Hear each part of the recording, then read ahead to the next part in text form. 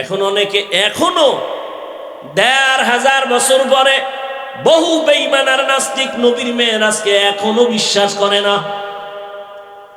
বলে স্বপ্ন যোগে হয়েছে, রুহের জগতে হয়েছে, সশরীরে হয় নাই।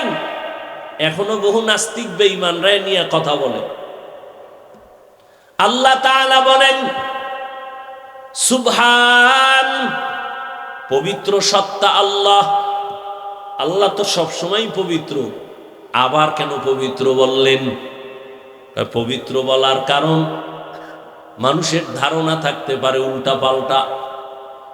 এই অল্প সময় নবীকে আসমান পর্যন্ত কেমনে নিলেন, নবী কেমনে গেলেন, গিয়া আবার চলে আসলেন।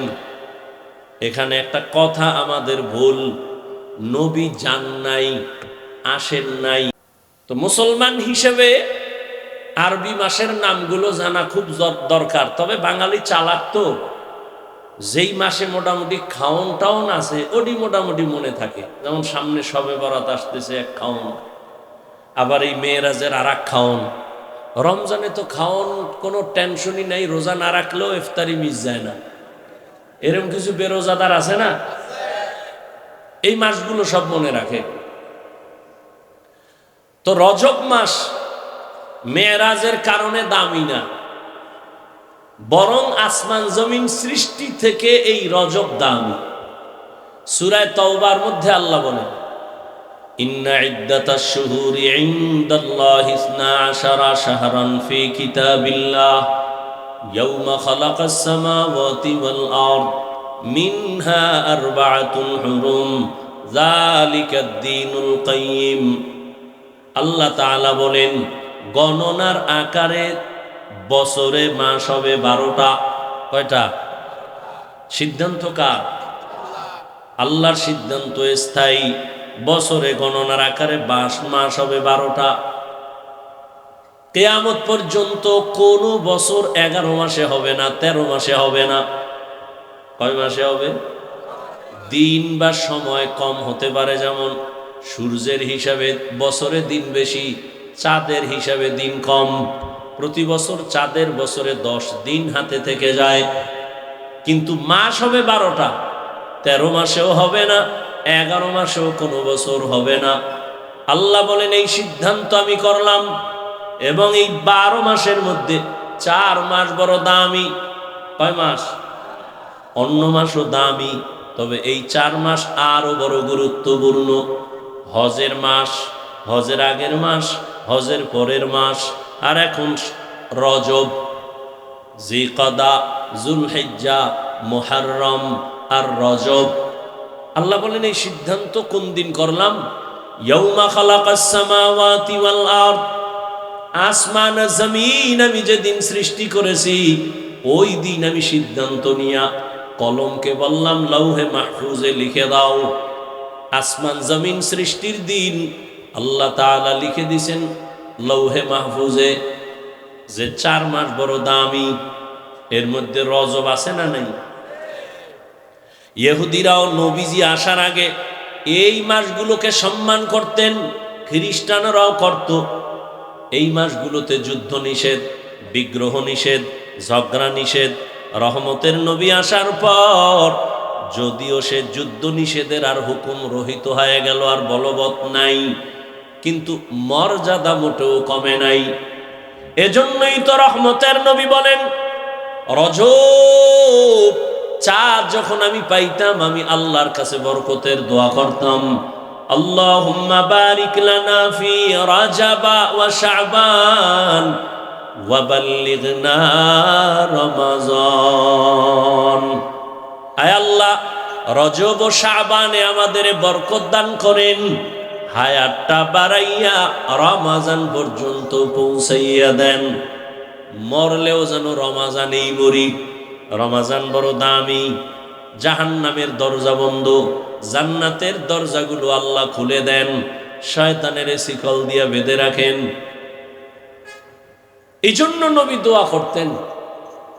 এখানে অধিকাংশরাই এই দোয়াটা পারেন না, পড়েন না তো 23 তারিখ হয়ে গেল, কেউ পড়ে না। জিগাই লিখা হ্যাঁ পারি, তো ইবলিসই তো পারত, লাভ হয়েছে কি? এই পাড়ায় কোনো লাভ নাই। রহমতের নবী রজব আসলেই আমলের রাস্তা আগায় যাইতেন, আমলের জন্য কোমর বেঁধে নবীজি রেডি হয়ে যাইতেন, আমল বাড়ায় দিতেন। সামনে শাবান, প্রস্তুতি নিতেন আমার রহমতের নবী। তবে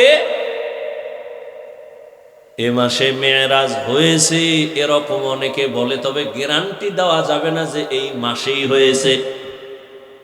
কারণ ঐতিহাসিকগণ লিখেছেন নবীজির মেরাজ কোন মাসে হয়েছে এ বিষয়ে 7টা মাসের নাম আছে।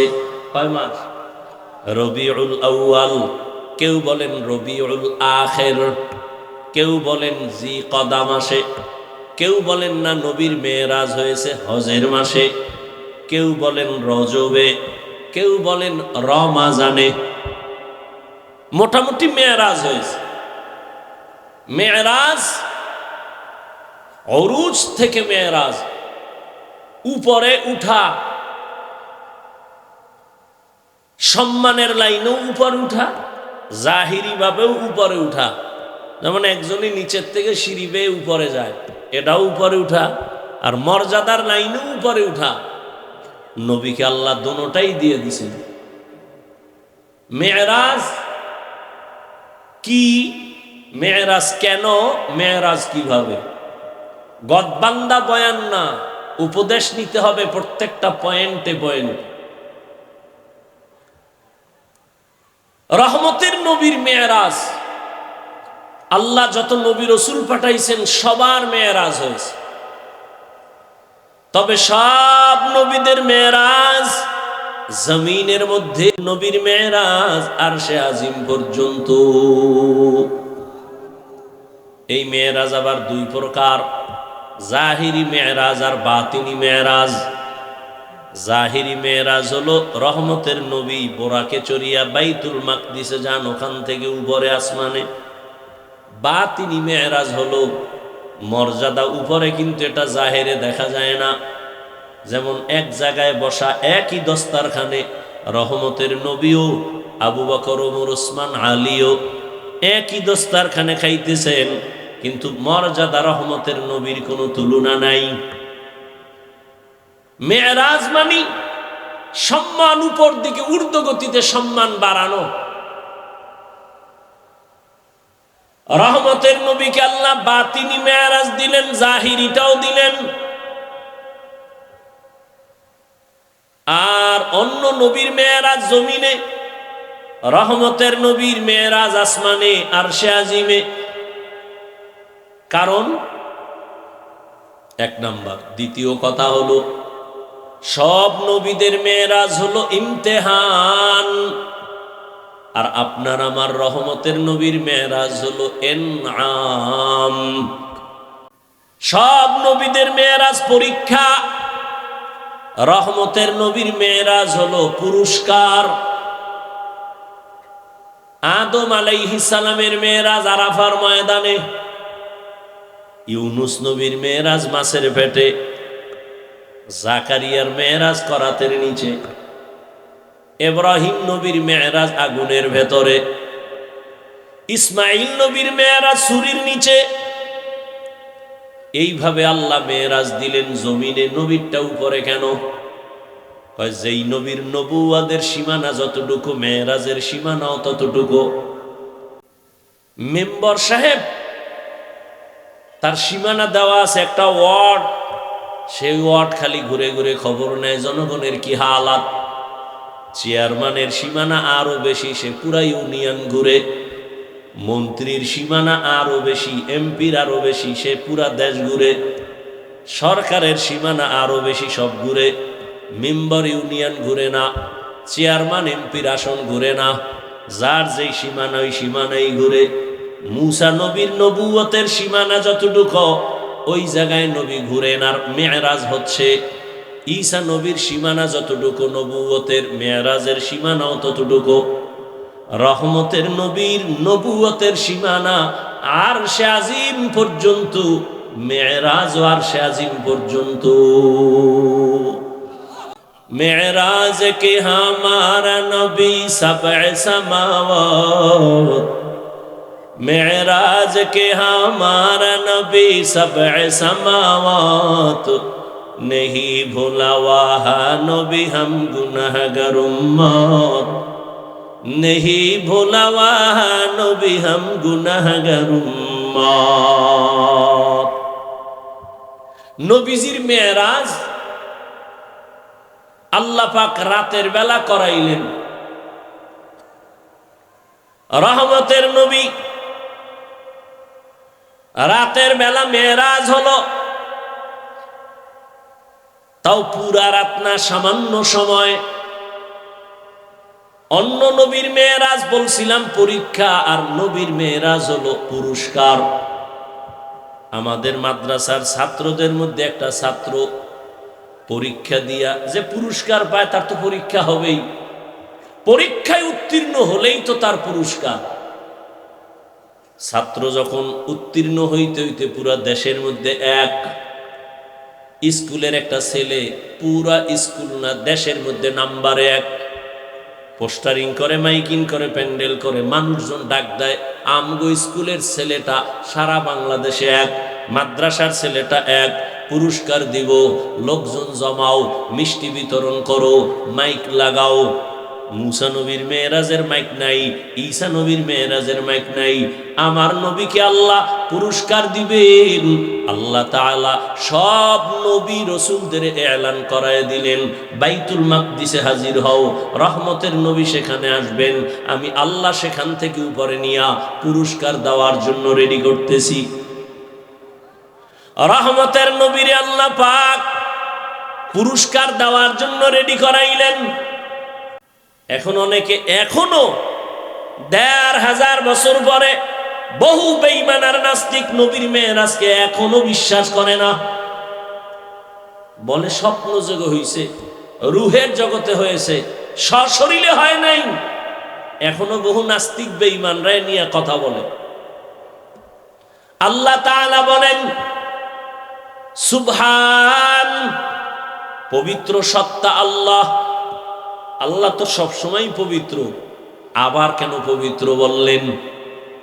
পবিত্র বলার কারণ মানুষের ধারণা থাকতে পারে উল্টা পাল্টা। এই অল্প সময় নবীকে আসমান পর্যন্ত কেমনে নিলেন, নবী কেমনে গেলেন, গিয়া আবার চলে আসলেন। এখানে একটা কথা আমাদের ভুল, নবী যান নাই, আসেন নাই, আল্লাহ নিয়েছেন। নবী মেরাজে গেছেন না আল্লাহ নিছেন? আল্লাহ নিছেন। তা আল্লাহ নিছেন বললে আর ভেজাল নেই। কেন? আল্লাহ তো বলেন আমি সুবহান, আমি তো পবিত্র। তোমাদের হাজারো প্রশ্ন আছে, কেন তোমার মেধা দুর্বল? আমি আল্লাহ তো কোনো দুর্বলতার মধ্যে নাই। তোমার দুর্বলতার জন্য তুমি খানা খাও, খাওয়ার পরে আবার তুমি ঘুমাও। আমি আল্লাহর লা তাখুযুহু সিনাতুন ওয়ালা নাওম, আমি আল্লাহর ঘুম নাই, তন্দ্রাও নাই, আমার মধ্যে কোনো দুর্বলতা নাই। তোমার মেধা দুর্বল, আমি সব দুর্বলতা থেকে পাক। তোমার যত দুর্বলের ধারণা সব থেকে আমি পবিত্র। তুমি বলবে এটা হবে না, আমার পবিত্র সত্তার কথা আমি হবে, আমি যা বলবো তাই হবে। তুমি বুঝো না, সেটা তোমার দুর্বলতা। হাজী সাহেবরা 100 বছর আগে এদেশ থেকে হজে যাইতো। 2-1 জন আর জানা থাকলে বলেন কেমনে যাইতো? বিমানে, হেঁটে যাইতো, কেউ জাহাজে। রোজার ঈদের পরে রওনা, 2.5 মাস লাগতো যাইতে। কয় মাস? কথার কথা, ওই সময় যদি আল্লাহ আমারে পাঠাইতেন আর আমি একটা টাটকা বয়ান দিয়ে বলতাম 2.5 মাস লাগবে কেন? সকালে রওনা দিব, জোহরের নামাজ বাইতুল্লাহ গিয়া পড়বো 6 ঘন্টা। কি ফিডাটা আমারে ফিডাইতো ওই সময়। আর কাফের বলনেওয়ালা মুফতি সাহেবরা কিভাবে কাফের বলতো, কিন্তু এখন তো বাস্তবে তাই হইল। কথা বলেন না কেন? ওই সময় যদি 1000 কোরআন মাথায় লইয়া কসম খায় বলতাম 2.5 মাসের সফর আমি 6 ঘন্টায় করব, বলে বেঈমান হয়ে যাবো। তারপর কোরআনের কসমও মানতাম না। কিন্তু আল্লাহ দেখায় দিলেন 2.5 মাসের সফর, মাত্র কয় ঘন্টা জানি না, দেখতে পারবো কিনা, আরো আপডেট হবে। মনে হয় যেন চোখের পলকে বাইতুল্লাহ চলে যাবে। আল্লাহ এমন পারে না? পারে না? সুবহান। তোমার মেধা দুর্বল, পারে না। আল্লাহ বলেন আমি পবিত্র, তোমার ধারণা থেকে আমি পাক, আমার দ্বারা সম্ভব। আমি মুহাম্মাদের নিছি, অতএব আমি কেন পারবো না? আমি আদমরে জান্নাত থেকে জমিনে পাঠায় দিছি, তাহলে মুহাম্মাদের কেন জমিন থেকে আরশে নিতে পারবো না? আমি ইউনুস নবীরে মাছের পেটে ঢুকাইয়া আবার বের করে দিলাম, আমি ওটা পারলে এটা কেন পারবো না? আমি আল্লাহ ঈসা নবীরে দ্বিতীয় আসমানে নিয়ে আসছি জমিন থেকে, আবার কিয়ামতের আগে প্রথম কিবলা বাইতুল মাকদিসে আবার পাঠায় দিব। আমি এটা পারলে আমার মুহাম্মদের কেন পারবো না? আরো বেশি পারবো, কারণ ঈসা নবীরে যেই ভালোবাসি সেই ভালোবাসার মুহাম্মদের ভালোবাসা এক না। মুহাম্মদ আমার বন্ধু, ঈসা নবী আমার বন্ধু, ইব্রাহিম আমার বন্ধু, নূহ নবী আমার বন্ধু, সুলাইমান আমার বন্ধু। সব নবীরা আমি আল্লাহ তাআলার আশিক, আর আমি আল্লাহ নিজে শুধু মুহাম্মদের আশিক। ইমামুল আউয়ালিন আল আখিরিন বাহরে সাদকা রাহমাতাল লিল আলামিন সাইয়্যিদুল কাউনাইন খাতমুল মুরসালিন আখির আমদ বুদে ফখরুল আউয়ালিন। আমি তো রাসূলের আশিক, আমি কেন তার জন্য পারবো না? আমি তো ওই পবিত্র সত্তা। আমি আল্লাহ পাক ইদ্রিসের আসমানে নিয়ে গেছি, মুহাম্মদের কেন পারবো না?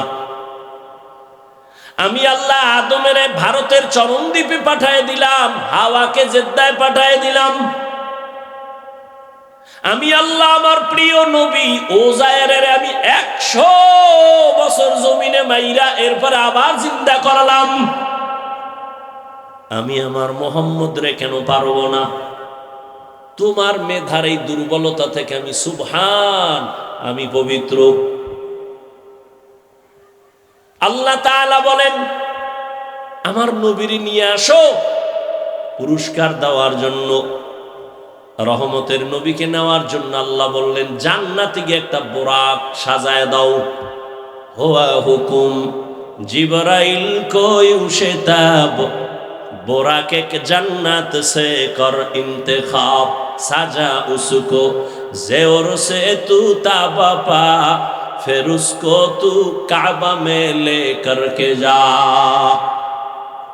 जिब्राइल बोराक निया बैतुल्लाह हाजिर, बैतुल्लाह जिब्राइल आइशा बोराकटारे राइखा रहमतेर नबीरे गेलेन डाकते। नबी घुमाय, নবীজির ঘুম গভীর ঘুম না, তন্দ্রাচ্ছন্ন নবী, গভীর ঘুমে না। রহমতের নবী বলেন আমি যখন ঘুমাই আমার চোখ বন্ধ থাকে, তবে আমার অন্তর কখনো ঘুমায় না। জিব্রাইল আসলেন, নবী কই? নবী কই? এই কইয়ের জবাব 3 জায়গা। কেউ বলেন নবী তখন তার চাচাতো বোন উম্মে হানির ঘরে ঘুমায়। কেউ বলছেন না নবী শিয়াবে আবু তালিবের মধ্যে ঘুমান। কেউ বলেন না নবী হাতিমে কাবার মধ্যে ঘুমান। কাবার পার্শ্বে আর একটা বাউন্ডারি আছে বুক সমান, এটাকে হাতিমে কাবা বলে। 3 মত নবী। কেউ বলেন চাচাতো বোন উম্মে হানির ঘরে ঘুমান, কেউ বলেন শিয়াবে আবু তালিবের যে একটা এরিয়া এর মধ্যে ঘুমান। তিনটার সমন্বয় কি? সমন্বয় হলো শিয়াবে আবু তালিবের মধ্যেই চাচাতো বোন উম্মে হানির ঘর। জিবরাইল আমিন আসলেন, ঘরের ছাদের মাঝখান দিয়া নবী নিচে নামলেন, আর জিবরাইল নিচে নামলেন। নিচে নাইমা নবী ঘুমাচ্ছেন। জিবরাইল চিন্তা করে নবীরে কেমনে সজাগ করব। মাথায় হাত দেয় না, শরীরে স্পর্শ করে না।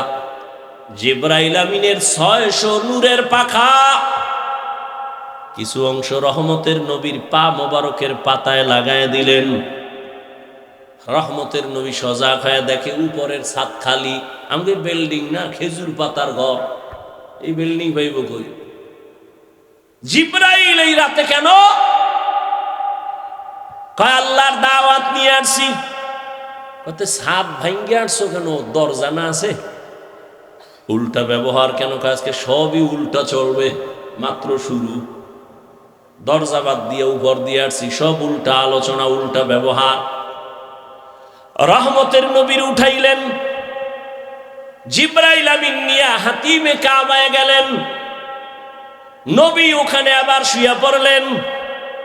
ওখান থেকে উঠাইয়া রহমতের নবীরে জমজম কূপের কাছে নিলেন। রহমতের নবী বলেন, আমি দেখি ওখানে মিকাইল, ওখানে জিব্রাইল। আমাকে চিৎভাবে মাটিতে শোয়াইলেন, আমার বুকটাকে মাঝখান দিয়া চিরলেন, আমার ভেতর থেকে কলবকে বের করলেন, স্বর্ণের পেয়ালায় রাখলেন, ঝমঝমের পানি দিয়া ধুইলেন। আমি সব দেখতেছি, কথা বলি না। আমার ডানে 70,000 ফেরেশতা দাঁড়ানো, বামে 70,000 ফেরেশতা দাঁড়ানো, সামনে 70,000 ফেরেশতা, আমার পেছনে 70,000 ফেরেশতা। আমি সব দেখতেছি। আবার ভেতরে কলব দিয়া আটকায় দিলেন, সেলাই লাগলো না, রক্ত গেল না, কোনো ব্যথাও পেলাম না। এটা ওপেন হার্ট সার্জারি। এইভাবে ওপেন হার্ট সার্জারি আমার জীবনে 4 বার হয়েছে। ডাক্তার, তুমি ওপেন হার্ট সার্জারি করে লাভ দিছো, সাকসেস। আল্লাহ কয়, আমার নবীরে দিয়া তো আমি আরো আগেই সাকসেস। ওপেন হার্ট সার্জারি তো আমার রহমতের নবীর দিয়া করলাম, জিব্রাইলের দিয়া 4 বার। কুদরতের অপারেশন। কেন?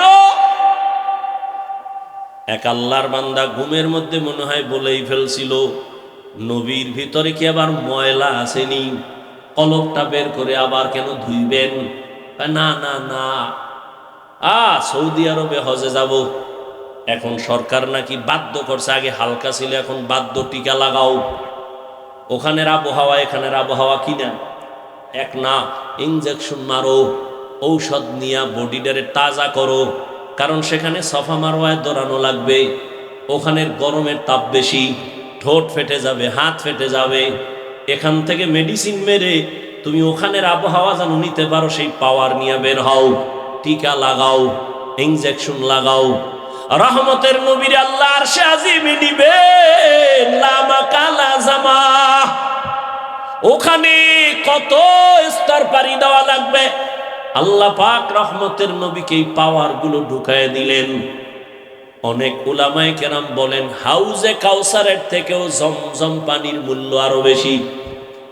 রহমতের নবীকে সাহাবায়ে কেরাম প্রশ্ন করলেন, ইয়া রাসূলুল্লাহ, কোটি কোটি কোটি দুনিয়ার হাজী সাহেব জমজম পানি নিয়ে যায়, কত মিলিয়ন ট্রিলিয়ন পানি, কিন্তু কমেও না বাড়েও না, এই কূপের তলা কই? রহমতের নবী বলেন, সাহাবা, জমজমের কূপের তলা হাউজে কাউসারের সাথে লাগানো।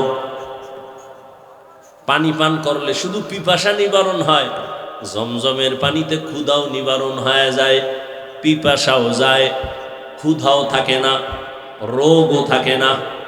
আল্লাহ এত বিশেষত্ব এই পানির মধ্যে রাখছেন। রহমতের নবী বললেন, আমি 2 রাকাত নামাজ পড়লাম আর ওযু বানাইলাম। এখান থেকে কি সবক পাই? বলে, রহমতের নবীর মেরাজের সফর শুরু মসজিদ থেকে, উম্মতেরও মেরাজ হবে মসজিদ থেকে, ঘরে না। কোথায়? মসজিদের মধ্যে মেরাজ। মেরাজ মানে সম্মান, আমার মাওলার সাথে গভীর কানেকশন চলতেছে। এই জন্যই তো নামাজি যখন নামাজে দাঁড়াই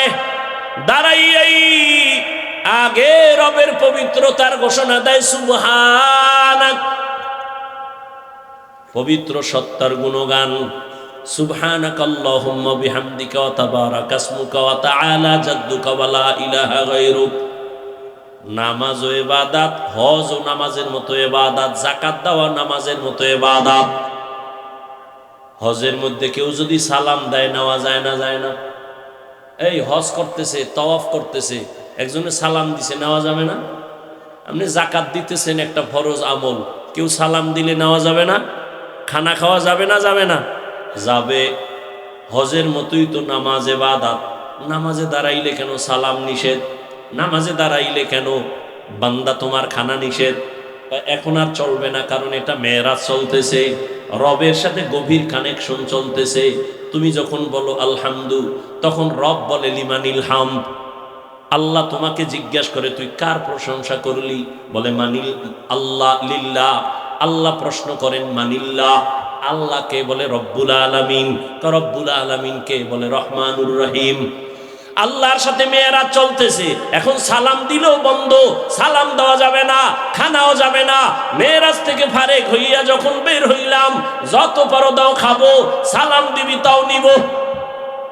মেয়েরাজ, রহমতের নবীর মেয়েরাজ চলতেছে, রহমতের নবীর। নবী বলেন আমি 2 রাকাত নামাজ শুরু করলাম। এখান থেকে উলামায়ে কেরাম বলেন তুমি যে কোনো সফরে বের হও, 2 রাকাত নামাজ পড়ে ওযু করে চলে যাও। নবী বোরাকে উঠবেন, জিব্রাইলকে উঠেন, নবী বোরাক রেডি। নবী উঠবেন, বোরাক কেমন যেন একটু বাহানা করে। এই জিব্রাইল কয় বোরাক চিনছুনি কে? বলে হ্যাঁ চিনছি তো, বাহানা কেন?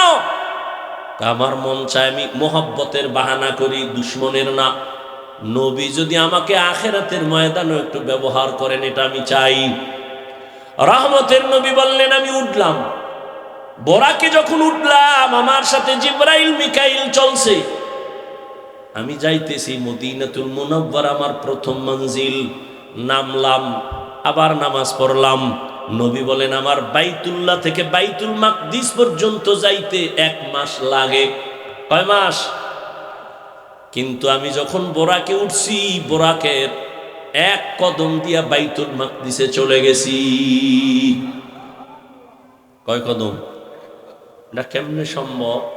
আল্লাহ কয় সুবহান, তোমার অসম্ভবের প্রশ্ন থেকে আমি পবিত্র, আমার দ্বারা সম্ভব। আমি আল্লাহ পাক রব্বুল আলামিন এটা সম্ভব করে নিলাম। আরে মানুষেরই যদি আল্লাহ সে ক্ষমতা দেয়, বিলকিসের সিংহাসন চোখের পলকে এনে দিছে এক মানুষ, ইলমওয়ালা সুলাইমান নবীর সামনে। রহমতের নবী বললেন আমি বাইতুল মাকদিসে যাওয়ার মধ্যে আরো কয়েকটা স্টেশনে দাঁড়াইলাম, জিব্রাইল পরিচয় করালেন। এর মধ্যে আমার হঠাৎ নজর পড়ে গেল মুসা নবীর এলাকা তুর পর্বতে। এখান থেকে গেলাম, আবার সামনে নবীর কবর পর্যন্ত আল্লাহ দেখায় দিলেন। আমি দেখি মুসা নবী কবরের মধ্যে নামাজ আদায় করতেছেন। সুবহানাল্লাহ। আরো বিড়ি টানো তো সুবহানাল্লাহ জোরে। সারাদিন মিথ্যা গীবত শেখা, এই জমানে সুবহানাল্লাহ আসবে কেমন? খারাপ লাগতেছে না? কষ্ট হলে বলেন, আমি অন্যদিকে দৌড় দিয়ে দোয়া করে দেই। আল্লাহ সবাইকে কবুল করে।